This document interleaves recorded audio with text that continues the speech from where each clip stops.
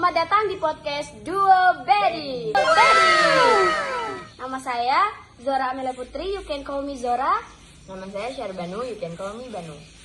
Di podcast kali ini kita akan membahas tentang suku Madura. Suku Madura terkenal dengan budaya yang kuat dan tradisi yang unik. Betul sekali. Nice. Mari kita telusuri lebih lanjut tentang mereka. Di mana sih sebenarnya suku Madura itu? Suku Madura sebagian besar tinggal di Pulau Madura, Jawa Timur. Tapi banyak juga yang merantau ke daerah lain. Apa yang menjadi ciri khas tentang mereka? Mereka dikenal sebagai karakter yang kuat, pekerja keras, dan menjunjung nilai-nilai tinggi agama Islam. Apa saja tradisi terkenal dari suku Madura? Stop it. Get some help. Apa saja tradisi yang paling terkenal dari suku Madura? Tentu saja kerapan sapi, balapan sapi yang sangat meriah dan menjadi ikon Madura. Selain itu, ada juga tradisi rokat pase, yaitu upacara adat untuk menonton keselamatan kepada Tuhan atas hasil laut. bagaimana dengan seni dan budaya mereka? Suku Madura punya seni musik tradisional yang khas seperti saronan dan uwi daul. Ada juga seni tari seperti topeng dan tari remo.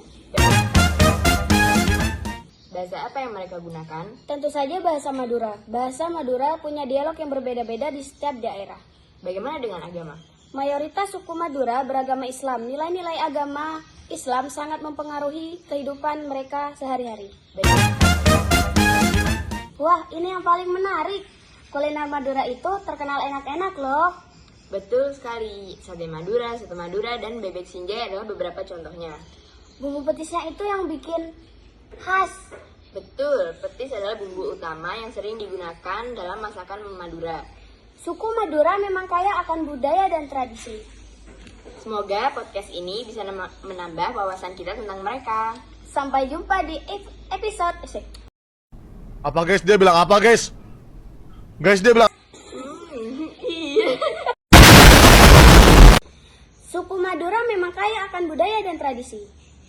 Semoga podcast ini bisa menambah wawasan kita tentang mereka. Sampai jumpa di episode berikutnya. Dadah! Bye!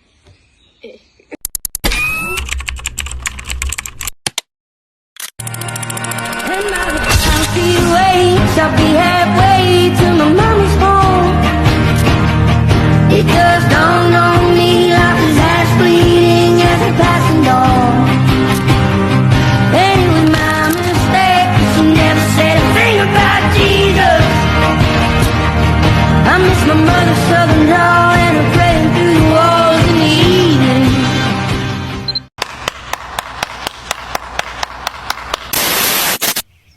oh, okay.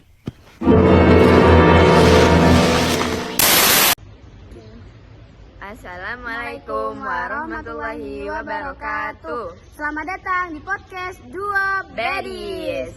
Jadi di sini kita akan menjelaskan tentang suku. Betawi, Karena kemarin kita sudah menjelaskan tentang suku. Madura. Suku Betawi ini unik banget ya. Mereka adalah penduduk asli Jakarta, tapi budayanya berpaduan dari banyak etnis. Betul sekali. Itu yang bikin Betawi istimewa. Mari kita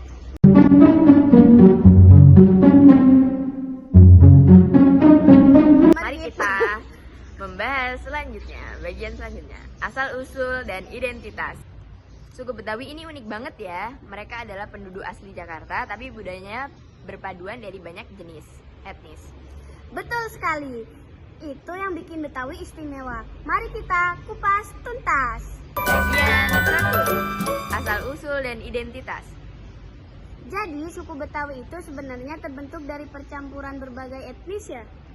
Persis, mereka adalah hasil akulturasi dari berbagai suku yang datang ke Batavia sejak zaman kolonial seperti Sunda, Jawa, Melayu, Arab, Tionghoa, bahkan Eropa.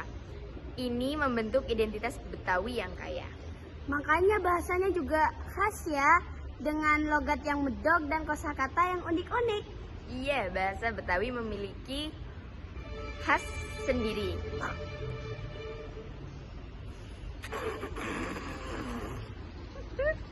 Ohayo, Oni-chan.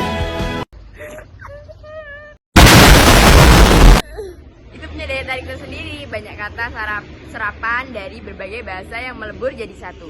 Bagian kedua. Kesenian dan tradisi khas. Kalau bicara Betawi, pasti langsung terbayang ondel-ondel atau lenong. Tepat sekali. Ondel-ondel itu ikon Jakarta, patung boneka yang besar yang selalu hadir di acara-acara penting. Dan lenong, pertunjukan teater rakyat yang penuh humor dan sindiran sosial selalu bikin ngakak. Gambang Kromong. Jangan lupakan juga gambang kromong, musik tradisional Betawi yang memadukan unsur Tionghoa dan lokal, serta tari yapong yang ceria. Bagian ketiga, kuliner dan legendaris Betawi. Nah, ini bagian favorit saya. Kuliner Betawi itu sangat juara. Setuju. Stupid bitch.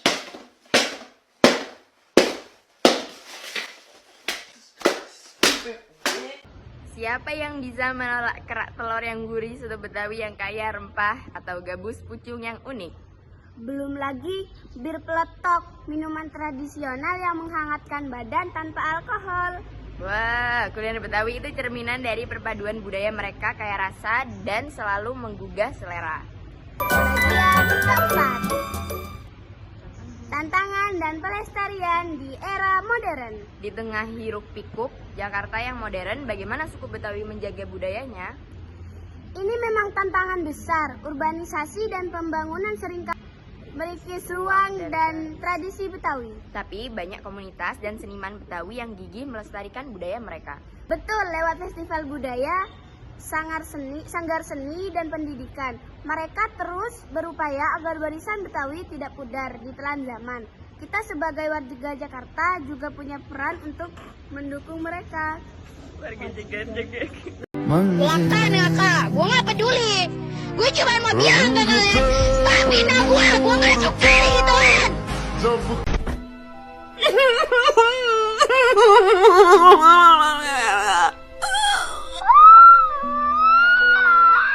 Suku Betawi adalah permata Jakarta yang budayanya harus terus kita jaga dan lestarikan. Mari kita terus belajar dan mengapresiasi kekayaan dan kita jaga dan lestarikan. Sampai jumpa di episode 2 Bedis berikutnya. Dadah! Kan orang dua.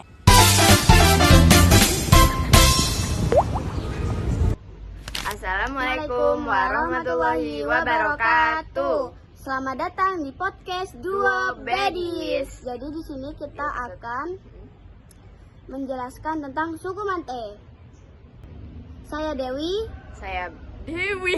Nona Ambon pica pica pica, nona nanti lica lica lica, macam Papua gara sana dan ke kanan nona. Podcast yang akan membawa kita menyelami legenda terpencil yang ada di Aceh, menghuni hutan belantara di Aceh. Saya Zora. Saya Banu. Saya Uya Kuya. Saya Eko Patrio. Saya Nafa Indria Urba. Saya support. Bersama kita akan mengungkap fakta, mitos, dan misteri yang melingkupi suku Mante. Bagian 1. Asal-usul dan sejarah suku Mante. Dewi. Oh my god! Wow! Zora, apa yang kita ketahui tentang asal-usul suku Mante? Suku Mante dipercaya sebagai salah satu suku tertua di Aceh, bahkan mungkin lebih tua dari suku Aceh itu sendiri. Mereka diyakini sebagai dari rumpun bangsa Melayu Proto yang pertama kali mendiami wilayah Sumatera. Apakah ada bukti sejarah yang mendukung teori ini? Ada beberapa catatan sejarah dan cerita rakyat yang menyebutkan keberadaan mereka. Misalnya, dalam Hikayat Aceh disebutkan bahwa suku Mante pernah menjadi bagian dari kerajaan-kerajaan di awal Aceh. Lalu, mengapa mereka menghilang dari catatan sejarah? Ada beberapa teori, salah satunya adalah mereka terdesak oleh kedatangan suku-suku lain yang memilih mengasingkan diri dalam hutan. Ada juga yang mengatakan bahwa mereka berbaur dengan suku-suku lain dan kehilangan identitas aslinya. Ciri fisik dan kehidupan suku Mante. Seperti apa ciri-ciri fisik suku Mante? Menurut cerita yang beredar, suku Mante memiliki ciri fisik yang khas, seperti tubuh yang relatif pendek, kulit sawo matang, rambut ikal, dan dahi yang sempit. Mereka juga dikenal memiliki kemampuan berlari yang sangat cepat. Bagaimana dengan kehidupan mereka di hutan?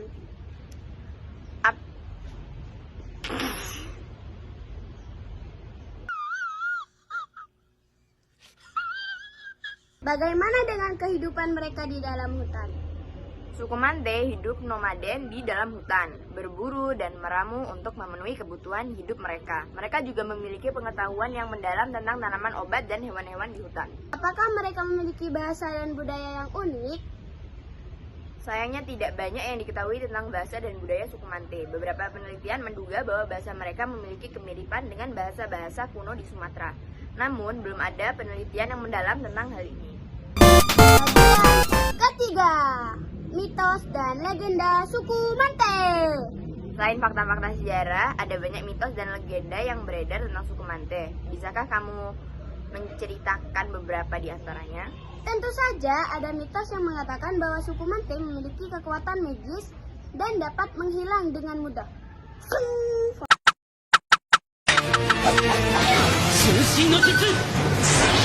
Ada juga legenda yang menceritakan tentang keberanian dan ketangguhan mereka dalam menghadapi musuh. Apakah mitos dan legenda ini memiliki dasar kebenaran? Sulit untuk menyatakan bahwa ini benar karena yang benar cintaku padanya.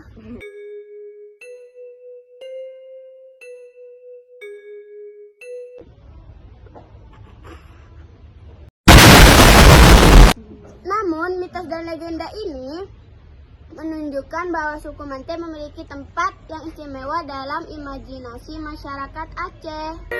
Pencarian gitu.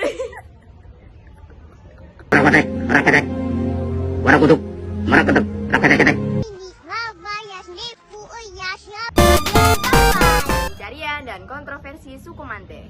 Beberapa tahun terakhir ada beberapa ekspedisi yang mencoba mencari keberadaan suku Mante. Apa hasilnya? Memang ada beberapa ekspedisi yang mengklaim telah menemukan jejak-jejak suku Mante seperti artefak-artefak kuno atau jejak kaki di dalam hutan. Namun belum ada bukti yang benar-benar meyakinkan. Mengapa sulit untuk kita menemukan mereka? Karena mereka hidup di wilayah yang sangat terpencil dan sulit dijangkau. Selain itu, mereka juga sangat pandai bersembunyi dan menghindari kontak dengan orang luar. Ada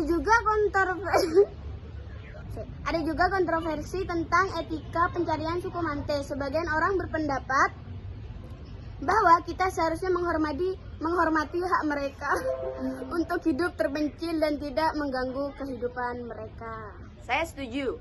Kita harus berhati-hati agar tidak menimbulkan dampak negatif bagi mereka. Jika mereka memang ada dan ingin tetap hidup terpencil, kita harus menghormati pilihan mereka.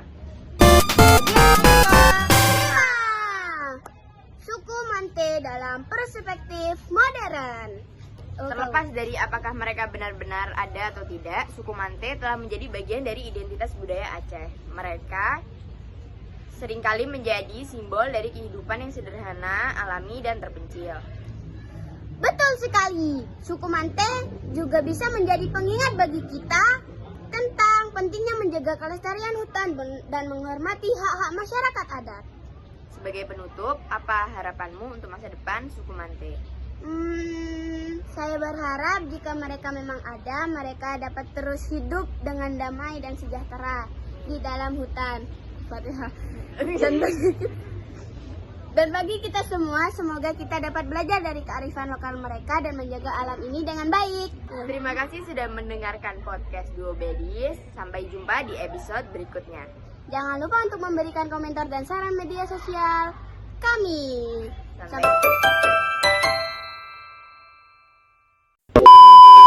Assalamualaikum warahmatullahi wabarakatuh. Selamat datang di podcast Duo Bedis. Selamat datang di podcast Duo Bedis ini. Kita Membahas tentang suku Merina. Saya Zora. Dan saya Banung. Yang ke-1, asal-usul dan sejarah awal suku Merina. Lala, Zora. Dora, dari mana sebenarnya asal-usul suku Merina? Suku Merina dipercaya berasal dari kelompok imigran yang datang ke Madagaskar dari wilayah Kalimantan Indonesia sekitar abad 14 atau ke-15. Mereka kemudian menetap di dataran tinggi tengah Madagaskar dan mengembangkan sistem pertanian padi yang maju. Mengapa mereka memilih dataran tinggi sebagai tempat tinggal? Dataran tinggi memiliki iklim yang lebih sejuk dan curah hujan yang cukup untuk mendukung pertanian padi. Selain itu, dataran tinggi juga memberikan perlindungan alami dari serangan suku-suku lain. Bagaimana awal kehidupan suku Merina di dataran tinggi? Awalnya suku Merina terbagi menjadi beberapa kerajaan kecil yang saling bersaing. Namun pada abad ke-18, seorang raja bernama Andrian Poneremenina Andrian, nomo pandai-pandai. bonang to sing tenang kue ni ya. Long jo si amonang isi tenang lai ma. Anyo dio Christmas Bagian kedua, Andrian Milardo Gambino dan ekspansi kerajaan Merina. Siapa Andrian Milardo Gambino dan mengapa ia begitu penting dalam sejarah suku Merina? Andrian Milardo ini adalah raja yang visioner dan pemimpin militer ulung. Ia berhasil memperluas wilayah kerajaan Merina melalui serangkaian penaklukan militer dan aliansi politik. Bagaimana strategi Andrian dalam memperluas kerajaan? Andrian menggunakan kombinasi kekuatan militer, diplomasi, dan reformasi sosial untuk memperluas kerajaan. Ia juga membangun sistem pemerintahan efisien dan mengembangkan ekonomi kerajaan melalui pertanian dan perdagangan. Apa warisan Andrian bagi suku Merina? Andrian Milardo Gambino ini meletakkan dasar bagi kerajaan Merina yang kuat dan bersatu. Ia juga memperkenalkan hukum dan adat istiadat yang menjadi landasan bagi identitas suku Merina. Bagian ketiga, kerajaan Merina di bawah Radama dan Rana Volana. Setelah Andrian Milardo Gambino, bagaimana perkembangan kerajaan Merina di bawah pemerintahan raja-raja selanjutnya? Setelah kematian Andrian Milardo Gambino, putranya Radamai melanjutkan ekspansi. Radama satu, Deneng. Oh iya. Radama I. Setelah kematian Andrian, putranya Radama I melanjutkan ekspansi kerajaan dan membuka hubungan dengan kekuatan-kekuatan Eropa seperti Inggris dan Perancis. Mengapa Radama I membuka hubungan dengan Eropa? Radama I ingin memodernisasi kerajaannya dan memperkuat posisinya di dunia internasional. Ia juga membutuhkan bantuan militer dan teknologi dari Eropa untuk menghadapi ancaman dari suku-suku lain. Bagaimana dengan pemerintahan Ratu Rana Volana? Ratu Nana Volana I adalah istri Radama I yang memerintah setelah kematian suaminya.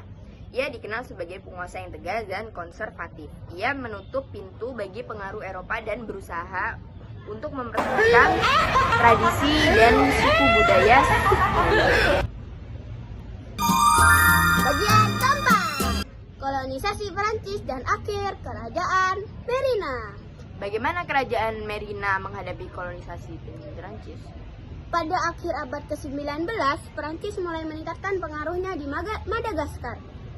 Kerajaan Merina berusaha untuk mempertahankan kemerdekaannya, tetapi tidak mampu menghadapi kekuatan militer Perancis. Kapan kerajaan Merina secara resmi berakhir?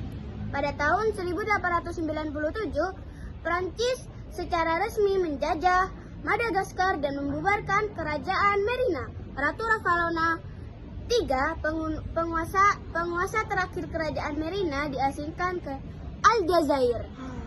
Wow. Apa dampak kolonisasi Perancis bagi suku Merina? Kolonisasi Perancis membawa perubahan besar bagi suku Merina. Mereka kehilangan kekuasaan politik dan ekonomi, dan budaya mereka mengalami pengaruh dari budaya Perancis. Bagian kelima, warisan suku Merina di Madagaskar modern. Meskipun kerajaan Merina telah berakhir, apa warisan suku Merina di Madagaskar modern? Suku Merina masih menjadi suku terbesar dan paling berpengaruh di Madagaskar.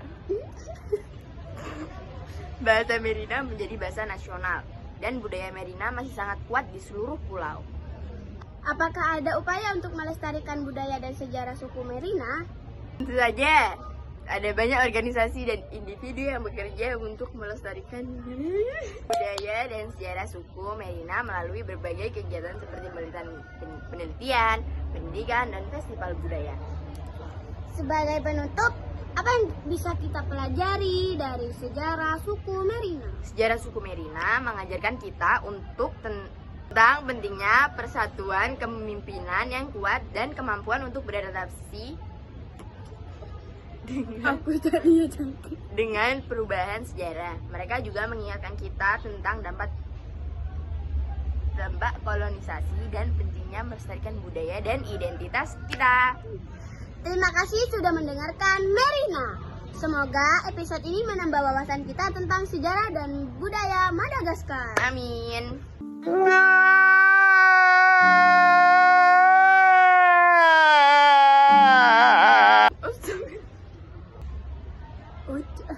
Cuma jatuh sedikit kok.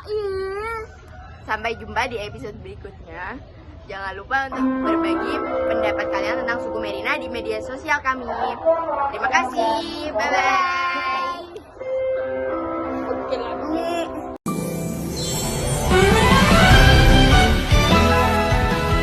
Ohayo, Oni-chan.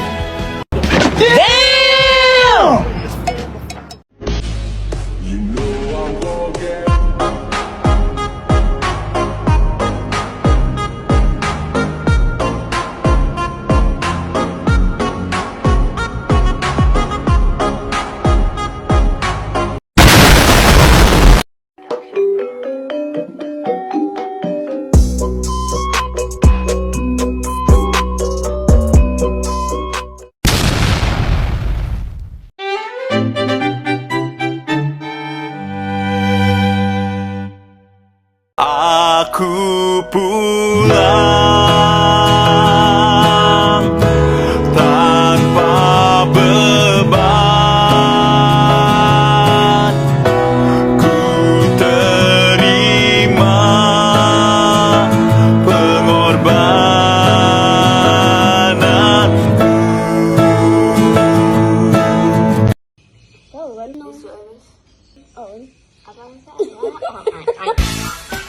Hey, what's up everybody? This is Mike and Terrence, and we just want to take a moment and just thank everybody who made this week so special and so amazing for my birthday. We've done a lot for my birthday. We traveled to LA, we went to Vegas, we went to Miami, and then we went to Memphis for your play. You did such a great job. Thank you. And then for the week of my birthday, we had so much going on, but people came to my gathering, and then we finally ended everything today.